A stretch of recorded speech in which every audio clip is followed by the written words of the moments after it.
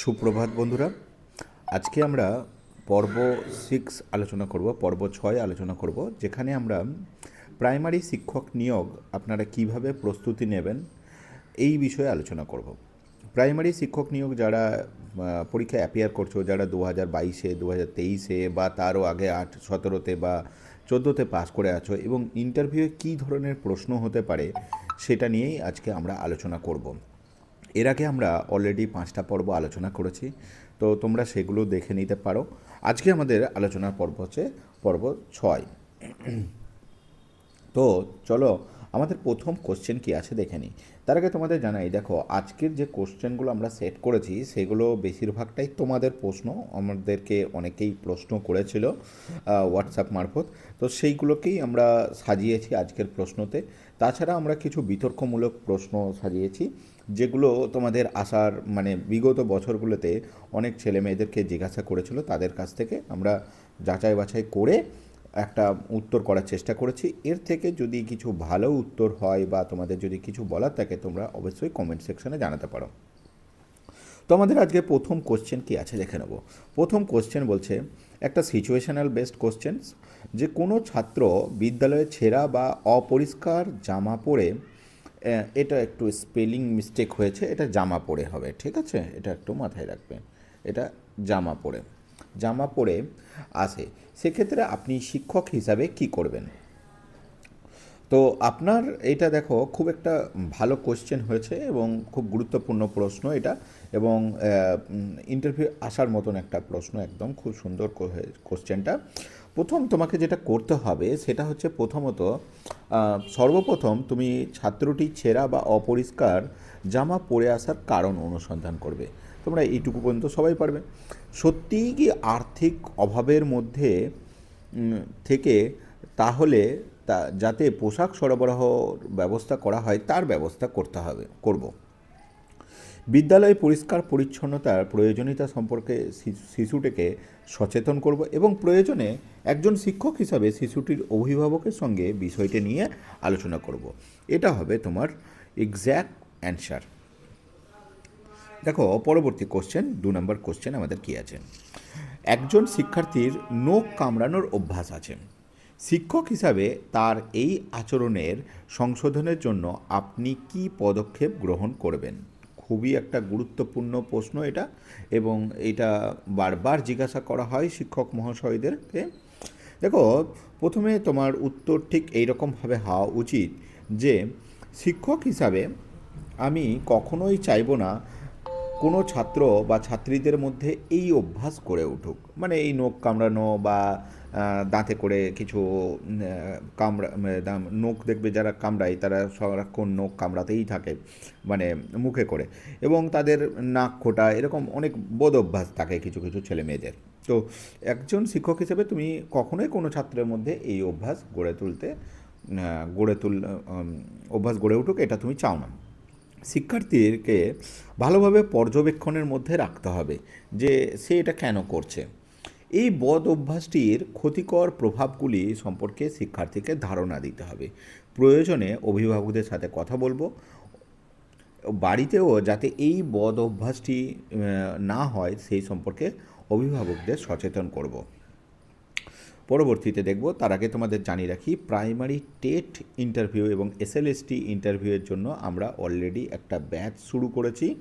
তো তোমরা যদি চাও সেই ব্যাচে জয়েন করতে, তাহলে ব্যাচে জয়েন করতে পারো। আমাদের ক্লাস তোমাদের সপ্তাহে অফলাইনে 1 থেকে 2 দিন হবে। আমাদের যেটা অ্যাড্রেস রয়েছে বোলপুর শান্তিনিকেতন ক্যাম্পাস, চিত্রা মোড়ে আমাদের অফিস, অগ্নিবীণা ইনস্টিটিউশন। এবং তোমাদের যদি কোনো কিছু প্রয়োজন থাকে ভর্তি সংক্রান্ত, তাহলে এই নাম্বারে সরাসরি আমার সাথে যোগাযোগ করতে পারো। এছাড়াও আমাদের আরও কিছু কোর্স করানো হয়, সিবিটি এক্সাম যেটা বিশ্বভারতীর এন্ট্রান্স টেস্ট বলা হয়, NM, GNM, SSC, GD, army, Agniveer, WPKP, combined batch, group CD batch রয়েছে, বিভিন্ন ধরনের এক্সামের জন্য কিন্তু আমাদের পড়ানো হয়, ঠিক আছে? তো আমাদের ক্লাস কিন্তু আজকে থেকেও একটি ব্যাচ শুরু হচ্ছে অফলাইনে, যেটা ডেমনস্ট্রেশন এবং মক ইন্টারভিউ। তো সেইটা যদি তোমাদের প্রয়োজন থাকে তোমরা অবশ্যই জয়েন করতে পারো। দেখব পরবর্তী প্রশ্ন কী রয়েছে, যে বলছে একটি প্রাথমিক বিদ্যালয়ে শিক্ষার গুণগত মানোন্নয়নের ক্ষেত্রে কি কি পদক্ষেপ নেওয়া যেতে পারে বলে আপনি মনে করেন? দেখো, এটা একটা এক্সিকিউটিভ বা প্রশাসনিক স্তরের একটা কোশ্চেন। তো তোমাকেও এর উত্তর জানা প্রয়োজন আছে। তুমি অবশ্যই এই উত্তর জেনে রাখো, যেটা তোমার হয়তো পরবর্তীকালে অবশ্যই কাজে লাগবে। দেখো, শিক্ষক হিসাবে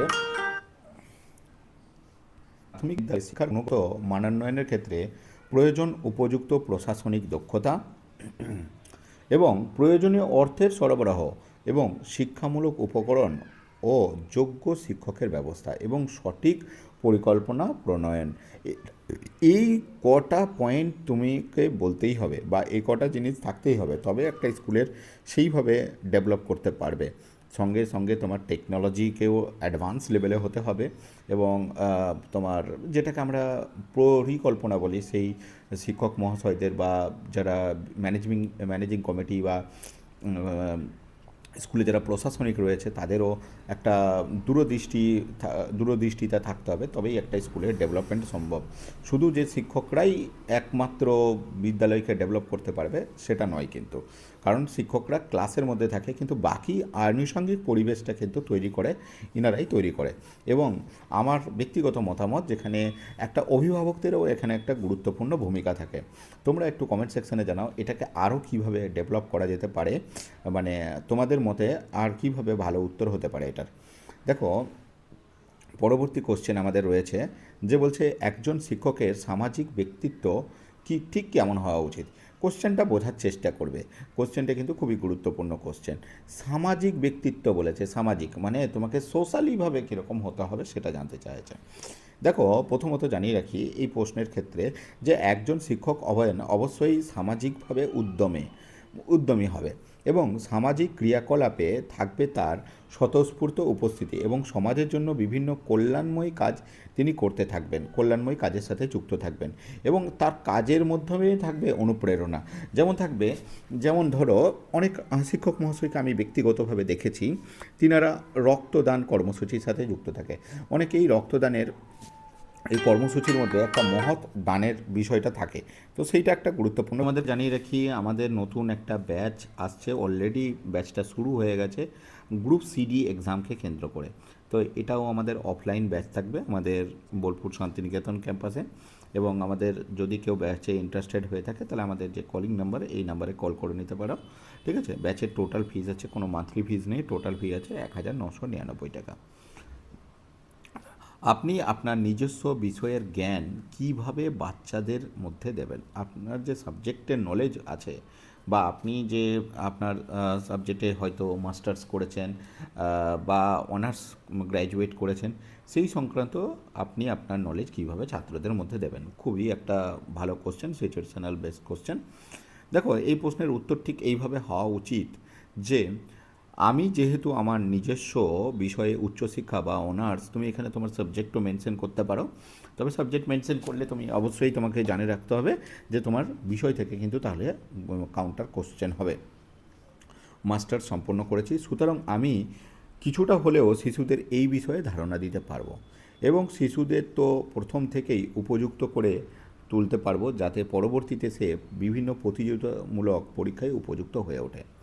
এর জন্য একজন শিশুর একদম বেসিক থেকে যে ধরনের পাঠ্যসূচির উপর গুরুত্ব দেওয়া প্রয়োজন সেটা আমি দেব এবং সে বিষয়ে আমার নিজস্ব হোক বা উচ্চশিক্ষার ক্ষেত্রে আমার আনুষঙ্গিক বিষয় হোক, আমি সেই বিষয়ে অবশ্যই শিশুকে জ্ঞান দেব।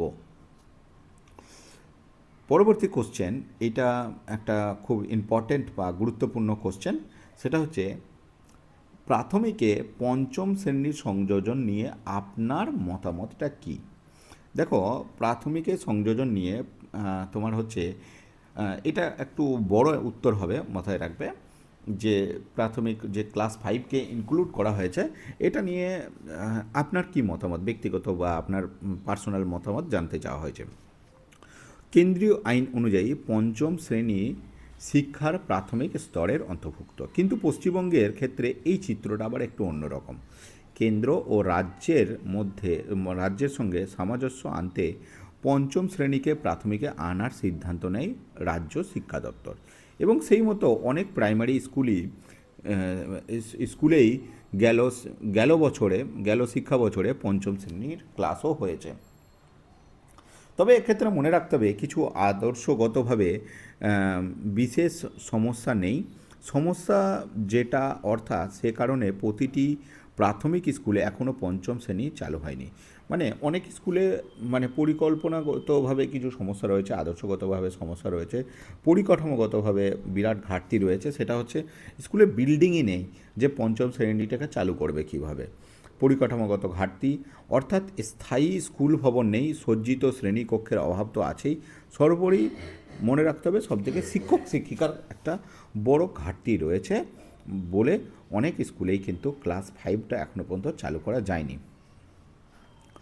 আচ্ছা, এর সঙ্গে আমি তোমাদের জানিয়ে রাখি আমাদের আপার প্রাইমারি টেটের জন্য যারা বিএড করে আছো বা ডিএলএড করে আছো প্রত্যেককেই বসতে পারবে আপার প্রাইমারি টেটে। তো আপার প্রাইমারি টেটের জন্য আমাদের ব্যাচ আসছে, যেটা শূন্য পদ তোমরা প্রত্যেকে জানো 21,000-এর বেশি। এইটা মান্থলি ফিস দিয়ে করতে হবে তোমাদের। অফলাইন ব্যাচ 499 টাকা মাসে ফি এবং ভর্তি ফি রাখা হয়েছে 999 টাকা। অফলাইন ব্যাচ হবে বোলপুর শান্তিনিকেতন ক্যাম্পাসে। আমাদের কলিং নাম্বার দেওয়া রয়েছে, যদি কিছু প্রয়োজন থাকে তোমরা অবশ্যই এই নাম্বারে যোগাযোগ করে নিতে পারো। দেখব পরবর্তী কিছু বিতর্কিতমূলক প্রশ্ন, যে প্রশ্নগুলো আমাদের আসার সম্ভাবনা প্রবল আছে। দেখো, প্রথম বিতর্কিতমূলক প্রশ্ন যেটা তোমাদেরকে করা হচ্ছে সেটা হচ্ছে, আপনি কি মনে করেন যে বিদ্যালয়ে শিক্ষকদের শিক্ষাদান করা ছাড়া ব্যক্তিগতভাবে টাকার বিনিময়ে শিক্ষকতা করা উচিত না উচিত নয়?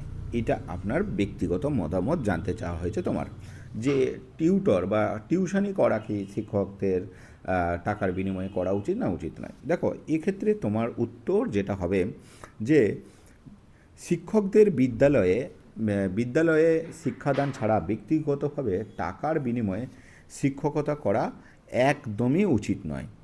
তিনি সেবামূলকভাবে বা সমাজের সার্বিক উন্নয়নের জন্য বিনা বেতনে বিদ্যালয়ের পাঠদানের সময়ের বাইরে ছাত্রছাত্রীদের পড়াতে পারেন। এইটা একটা কিন্তু খুব উপযুক্ত উত্তর। এখানে তুমি আরও একটা জিনিস বলতে পারো যে অনেক বেকার ভাই বোন আছে যাদের শিক্ষকতা বা টিউশনি করার ক্ষেত্রে যদি শিক্ষকরা টিউশন পড়ান তাদের অসুবিধা হতে পারে।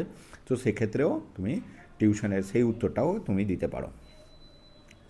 পরবর্তী কোশ্চেন হচ্ছে যে অষ্টম শ্রেণী পর্যন্ত পাস ফেল প্রথা বাতিল, এটি দেশের উন্নয়নমূলক ব্যবস্থা নাকি একটি অবক্ষয়? একজন শিক্ষক হিসাবে আপনি কি মনে করেন? দেখো, এটাও খুব গুরুত্বপূর্ণ একটা প্রশ্ন এবং এটা অবশ্যই বিতর্কিতমূলক প্রশ্ন। তবে এই সংক্রান্ত বিতর্কিতমূলক প্রশ্ন তুমি মাথায় রাখবে যে এগুলোকে সবসময় এমনভাবে তুমি উত্তর দেবে যাতে তুমি এই বিতর্ক থেকে এড়িয়ে যেতে পারো। কারণ তুমি একটা জিনিস মাথায় রাখবে, যে ইন্টারভিউ প্যানেলে যারা বসে আছেন বা তোমাকে হয়তো কোনো রাজনৈতিকভাবে কোনো প্রশ্ন করা হলো, এবার প্যানেলে তোমাকে হয়তো কোনো রাজনৈতিকভাবে কোনো কোশ্চেন করা হচ্ছে, সেখানে বিভিন্ন দলের বা বিভিন্ন দলের সাপোর্টার লোক থাকতে পারে। এবার সেইটা তুমি অচেনা লোককে তুমি তো বুঝতে পারছো না যে সেটা কোন দলের সাপোর্টার। তাহলে তুমি যদি কোনো এক দলকে তোমার পছন্দ বা অপছন্দের সাপোর্ট করে ফেলো, তাহলে কিন্তু তোমার এটা নেগেটিভ ইম্প্যাক্ট তোমার মধ্যে পড়ে যেতে পারে। মানে দেখা গেল যে তুমি যে দলকে সাপোর্ট করছো তা ঠিক তার অন্য দলের বা মানে এখানে দল বলতে আমি রাজনৈতিক দল বা অন্য কোনো শ্রেণীকেও বলতে পারি, মানে ধর্মও বলতে পারি বা বিভিন্ন শ্রেণীগত যে ভাগগুলো রয়েছে জাতি বলতে পারো। তো সেইখানে তোমাকে এইগুলো সাপোর্ট করলে বা কোনো বিপক্ষ বা সাপোর্ট এই কোনোটাই করা যাবে না। তোমাকে একটা মিডিল স্ট্যান্ড বজায় রাখতে হবে বিতর্কমূলক প্রশ্নতে, যেটা তুমি একটা সামঞ্জস্য রাখতে পারো দুটোর মধ্যে, যাতে তুমি দেখা গেল তুমি একটা পক্ষ নিয়ে বললে তোমার ইন্টারভিউয়ার যিনি রয়েছেন তিনি অন্য পক্ষের লোক, তাহলে তোমার উপর খুব নেগেটিভ ইম্প্যাক্ট পড়ে যাবে। তাহলে সেই জিনিসটাকে মাথায় রাখা, কারণ তুমি তো জানো না অ্যাকচুয়ালি সে কোনটাকে সাপোর্ট করেন কোনটাকে বিরোধিতা করেন। তো সেইটাকে মাথায় রেখে তোমাকে এই বিতর্কের মধ্যে পড়লে হবে না। এইখানে উত্তর যেটা হওয়া উচিত সেটা হচ্ছে যে